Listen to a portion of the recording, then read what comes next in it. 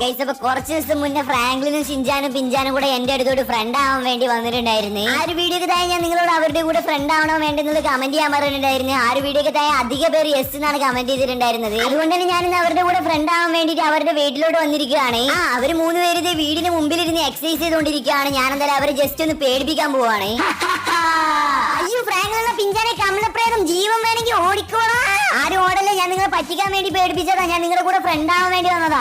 കമലപ്രേതം പറയുന്നത് സത്യം തന്നെയാണോ? കമലപ്രേതം ഞങ്ങളുടെ കൂടെ ഫ്രണ്ട് ആവാൻ പോവാണോ? ആരാ ചിഞ്ചാനെ, ഇനി തൊട്ട് നിങ്ങൾ 3 പേരും എന്റെ ഫ്രണ്ടാണ്. എന്റെ മോനെ, അതെന്തായാലും പൊളിച്ച്. കമലപ്രേതം ഫ്രണ്ട് ആയതുകൊണ്ട് നമുക്ക് എല്ലാവർക്കും കൂടെ എങ്ങോട്ടേക്ക് ഒരു ട്രിപ്പ് പോയാലോ? അത് സെറ്റ് ആയിരിക്കും, പക്ഷെ എങ്ങോട്ട് പോകും അത് നമ്മുടെ സബ്സ്ക്രൈബേഴ്സിനോട് ചോദിച്ചാൽ പോരെ. ഗൈസ്, അപ്പൊ ഈ വീഡിയോ കാണുന്ന എല്ലാവരും വീഡിയോക്ക് ലൈക്ക് ചെയ്തിട്ട് ചാനൽ സബ്സ്ക്രൈബ് ചെയ്തിട്ട് ഞങ്ങൾ കമലപ്രേതത്തിന് കൂടെ എങ്ങോട്ടാണ് ട്രിപ്പ് പോകേണ്ടത് എന്നുള്ള കാര്യം കമന്റ് ചെയ്തേക്ക്.